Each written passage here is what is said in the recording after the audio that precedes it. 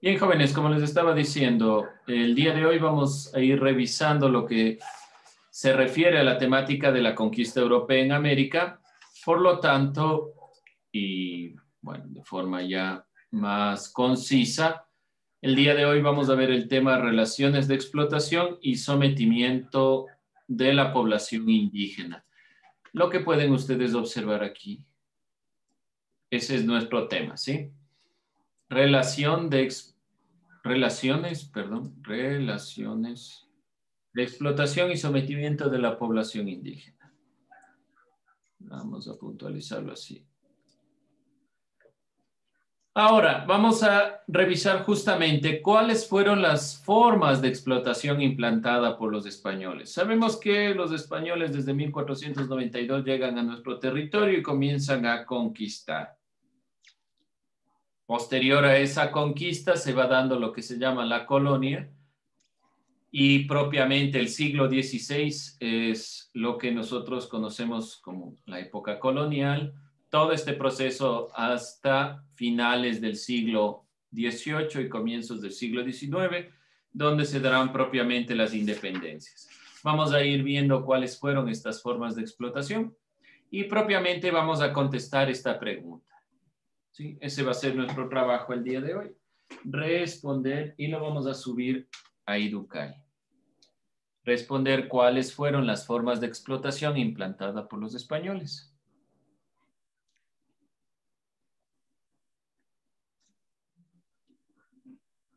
Ya, entonces vamos a irlo subiendo a Educay.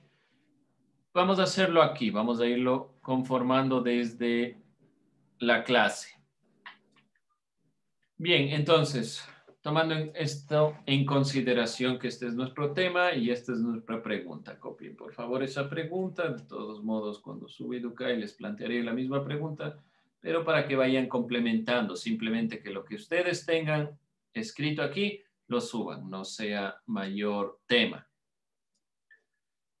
Primera consideración, la mita colonial es una de las primeras formas de explotación implantada por los españoles. ¿Qué era la mita? Fue un servicio prestado por los indígenas por turnos, rotaban cada cierto tiempo y trabajaban principalmente en las minas, los batanes, los obrajes y las obras públicas. Los batanes eran lugares cercanos de las fuentes de agua donde se lavaba y se teñía la tela antes de ser vendida o empleada en obrajes. No se olvide esto por si acaso. Los obrajes eran centros o infraestructuras donde se confeccionaban telas, paños y otros productos textiles. Los batanes y los obrajes estaban relacionados los dos elementos. Era propiamente un trabajo forzado. Fue un servicio entonces prestado por los indígenas por turnos. Para estas labores debían recibir un salario, pero muchas veces se volvió un trabajo forzado y perpetuo del cual huían. Realmente la mita colonial, y como sabemos los españoles en una primera instancia no llegaron a, ¿cómo decirlo?, a plantearlos como esclavos a los indígenas. Tenían que recibir un sueldo, recibían una ganancia que obviamente era ínfima frente a la perspectiva. ¿Quiénes eran esclavos? Eran principalmente los afrodescendientes. Eso era la mita colonial. Ahí los batanes, por si alguien tiene alguna duda, es una máquina destinada a transformar los tejidos. Están ligados a estos lugares de los telares, a los lugares relacionados a las telas, y están los batanes cerca de fuentes de agua Dice, para lavar y teñir, ¿sí? ¿puede regresarle a la antigua Claro que diapositiva, sí. por favor? Ahí estamos. Gracias, dice. Ok. Entonces, no se olvide. La mita colonial fue este servicio prestado por los indígenas por turnos. Estos rotaban cada tiempo y trabajaban en las minas, batanes, servicio doméstico, obrajes y en obras públicas. En general, estaban en todo este proceso. Debían recibir un salario, como dijimos, pero no llegaba realmente a ser un trabajo como tal. Era una consideración forzada para los. Irán tomando en cuenta. Si necesitan que regresen, no se olviden avisarme. ¿Listo, Anthony? Sí, listo, Gleason. Muchas gracias. Ya, ok. Entonces, para tener en cuenta, esos son los batanes que permiten, sobre todo, teñir los elementos. Segunda forma, la encomienda. La encomienda eran concesiones que la corona hacía a sus súbditos por servicios prestados. Por su parte, fue un tipo de concesión. Se les entregaba tierras y un grupo de indígenas a su cargo. El encomendero tenía la obligación de evangelizarlos y velar por ellos. Sin embargo, estos explotaron a los indígenas. En el siglo XVII, la encomienda entró en crisis y fue paulatinamente desapareciendo. Llegaron los españoles, conquistaron, tomaron a una serie de indígenas y conforme a la corona española se pidió una concesión, un trato. ¿Cuál era el trato? Se les daba una cantidad de tierras para que la trabajen. Quienes trabajaban eran los indígenas, se les daba una cantidad de indígenas para que trabajen la tierra con la condición de evangelizarlos y velar por ellos. A eso se le llamaba encomendero. Entonces, la encomienda propiamente es la concesión de la corona hacia sus súbditos por los servicios prestados y propiamente el encomendero es quien está encargado de evangelizar a los indígenas que estaban a su cargo y también velar por ellos. Obviamente se volvió otro sistema de explotación más que de la posibilidad de evangelizarlos. La idea era trabajar las tierras, entonces se entregaba una cantidad de tierras de un grupo de indígenas y a estas personas que estaban a cargo de estos lugares se les llamaba encomenderos. Una forma sencilla en realidad de tener sometido al pueblo a través de la evangelización y sobre todo de producir, pero no tuvo mayor énfasis y por lo cual en el siglo XVII entró en crisis, terminó desapareciendo como tal. De todos modos fue un sistema que funcionó en esta época. ¿Alguna duda, inquietud?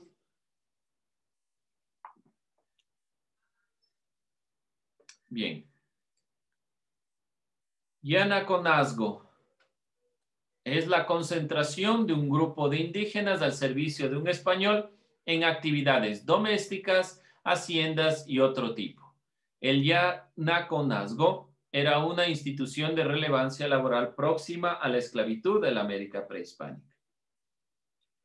Esta concentración de un grupo de indígenas al servicio de un español, propiamente, si podemos llamarlo como labor que no estaba obligada a cumplir con la mita, ni tampoco estaban atados a un encomendero, sino que directamente estaban a cargo de un español.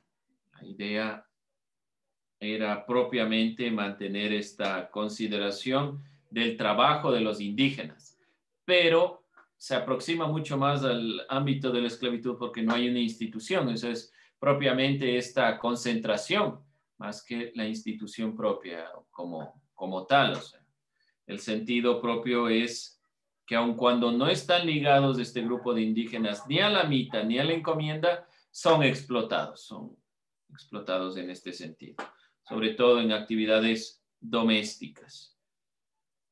Más allá funcionó la mita y la encomienda en el ámbito tanto de la minería como en el ámbito de las haciendas. En este caso de los yanaconazgos, la idea era principalmente algún tipo de actividades a cargo de un grupo. Es decir, si tenían una hacienda, también este yanaconazgo funcionaba a cargo de la persona que estaba a la cabeza, del español que estaba a la cabeza de este lugar.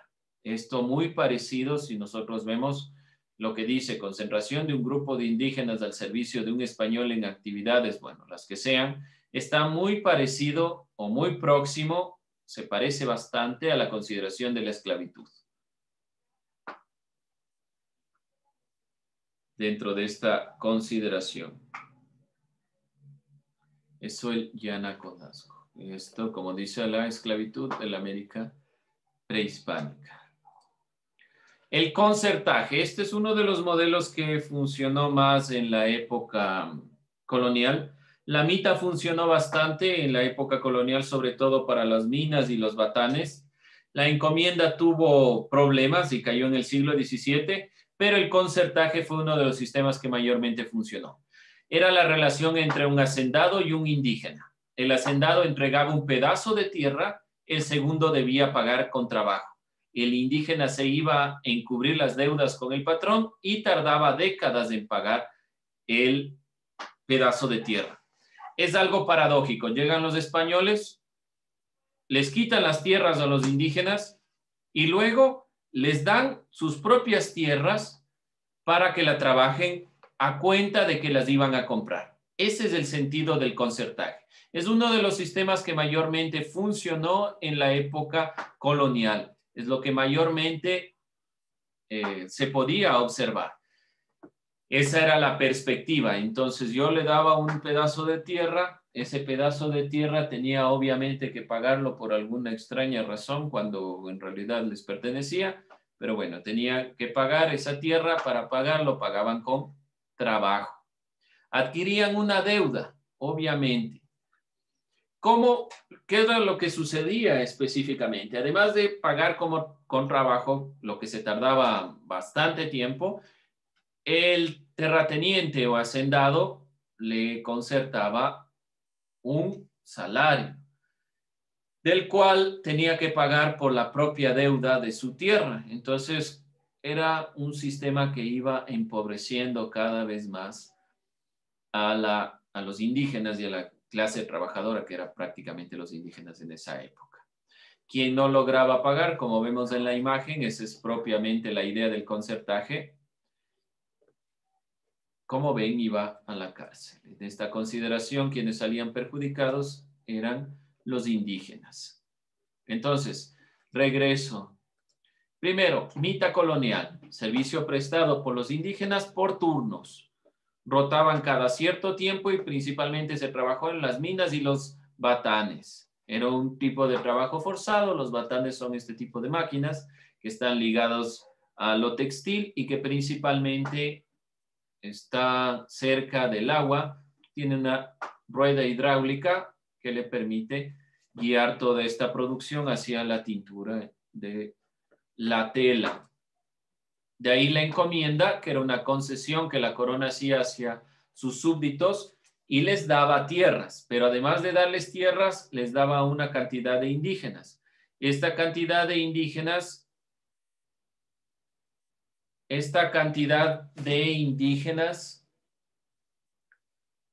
a su cargo directamente tenía el encomendero, que era el dueño de estas tierras, de la obligación de evangelizarlos, pero no funcionó, no sirvió de la forma en la que se quería y muchos indígenas estaban de desacuerdo y no fluyó esta perspectiva.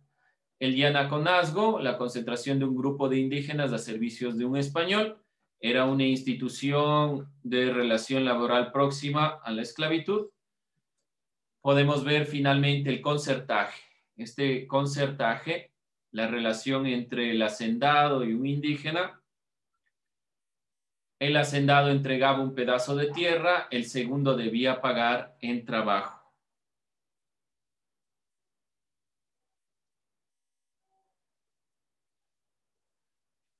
¿Hasta ahí alguna duda, inquietud?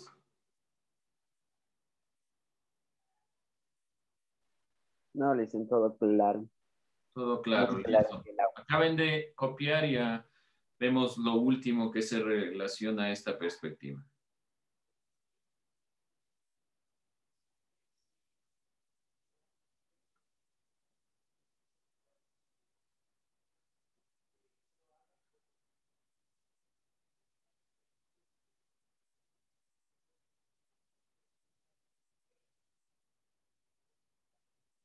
Esto es propiamente lo que podemos entender dentro de la perspectiva del concertaje. La idea de los guasipungos. en los espacios de terreno que se les entregaba a los indígenas, que estaban obviamente a su cargo, pero que debían trabajar para el dueño de la hacienda, para pagar ese espacio de terreno. Ese espacio de terreno a la larga nunca se lograba pagar. Y también, si por ejemplo era un espacio de terreno algo grande, de la producción interna, es decir, además de la producción de la hacienda, el indígena daba una parte de lo que producía internamente dentro de su espacio de terreno. Ahí podemos nosotros ir revisando algunos de los sistemas. Finalmente vamos a cerrar con el protectorado de naturales. Debían ayudar a los indígenas en los pleitos judiciales. Algunos protectores de naturales les cobraban a los indígenas por sus servicios. El protectorado de naturales era propiamente aquel grupo de personas que ayudaba supuestamente a los indígenas y que realmente no lograba ninguno de estos sentidos. Entonces, como vemos, hay una consideración en cuanto a los indígenas no eran esclavos en sí mismos, porque tenían algún tipo de supuestos privilegios, pero estaban a cargo de los españoles. Este protectorado de naturales era la idea de ayudarles en juicios y pleitos judiciales, pero terminaba siendo una deuda adicional. Después de tratar de solucionar cualquier inconveniente, en realidad lo que hacían era cobrarles y sacar dinero de esta consideración, más no ayudarles en sí mismos. Bien, vamos a ir cerrando entonces esta consideración. No se olviden cuál es nuestro tema, la relación de explotación y sometimiento de la población indígena. La pregunta que guiaba nuestro trabajo es realmente cuáles fueron las formas de explotación implantadas por los españoles. Hemos visto algunas de ellas, la mitad colonial, hemos planteado la encomienda. Entonces voy a ir puntualizando aquí. Primero debemos tomar en cuenta la mitad colonial. Esta es nuestra primer punto. De ahí específicamente hemos planteado la encomienda. Estoy repitiendo por si acaso no hayan copiado.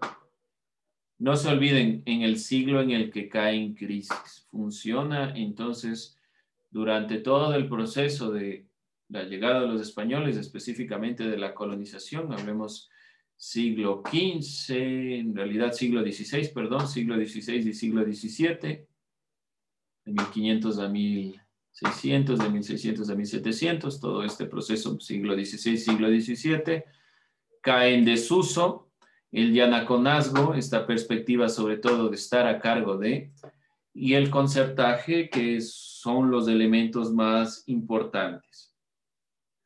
Lo poco que llegaba a ganar aquí se iba generando en deuda. Esto es importante que tomen en cuenta la imagen que se ve a la derecha. Se va generando deuda cada vez más para el indígena, para el que está dentro de esta perspectiva. Como no podía pagar, se daban inconvenientes. Para esos inconvenientes había este protectorado de naturales, pero imagínense, tiene que pagar al dueño de la hacienda con su trabajo, con dinero, con productos. Como no logra pagar, entonces comienza a caer en decadencia y pide ayuda. Para esa ayuda del protectorado de naturales también le cobran. Entonces, quien sale perdiendo a la larga siguen siendo los indígenas. Hay que tomar en consideración estos elementos para comprender realmente lo que estamos nosotros revisando. Tomando en consideración estos elementos, se dieron, y lo que vamos a estar revisando posteriormente, algunas consideraciones en cuanto al impacto ecológico y los cambios en los hábitos culturales y sociales de los indígenas. Primero hay un impacto ecológico. Los colonos introdujeron especies animales y vegetales foráneas desconocidas y otras formas de producir la tierra. Antes de continuar, ¿dónde va respondiendo la pregunta? Mita colonial 1, 2, la encomienda llana, CONASGO, el concertaje y el protectorado de naturales. Hasta ahí. De aquí en adelante vamos a ir introduciendo algunos elementos para revisar el siguiente tema sobre el impacto ecológico y los cambios en los ámbitos culturales y sociales. Primero, para revisar el impacto ecológico, obviamente está relacionado a la explotación y todo este proceso. Directamente debemos nosotros comprender que los colonos introdujeron estas especies, lo que cambió la forma de producir y trabajar la tierra. No era la misma forma en la que los indígenas estaban acostumbrados. Se eliminó todo ese proceso de lo que vimos, terrazas, toda esta consideración de los incas también con los camellones, todas esas consideraciones cambió y se introdujeron los animales como fuerza de trabajo y es la agricultura como la conocemos hasta ahora. Eso cambia también la forma de entender la realidad. Además, las plagas. Los españoles trajeron a América piojos, pulgas, ratas, cucarachas y otras alimañas, además de enfermedades, la viruela, el sarampión, la tosferina, la gripe y todos estos elementos que no se conocían dentro del territorio. ¿Qué significó? La mayor cantidad de la población no murió por mano de los españoles, es decir, no les asesinaron, sino que la mayor cantidad de población murió por las plagas. Es propiamente este cuadro de la representación de la llegada de los españoles lo que simplifica esta idea. Además de que llegaron a evangelizar, supuestamente, llegaron en realidad a usufructuar de la producción agrícola. Introdujeron animales que no eran propios, cambió toda la cosmovisión de la agricultura, la realidad y la reciprocidad y la redistribución se eliminaron. No hay reciprocidad cuando estos elementos se introducen de manera excesiva y además trajeron un sinnúmero de plagas. Las plagas mataron a la mayor cantidad de la población dentro del territorio. Como pueden ver, son un sinnúmero de elementos que van afectando propiamente esta consideración. Además de la explotación, se introdujeron estos elementos. Bien, jóvenes, con eso vamos a ir cerrando. Podemos ahí cerrar el video. Tomo lista y nos vamos. ¿Dudas, preguntas hasta ahí? ¿Inquietudes? ¿Nada? Bien, jóvenes, no se olviden. Entonces subimos este trabajo y ahí podemos, Eduardito, gracias, cerrar el video. Vamos a ver su lista. Ya, mi amigo. Gracias.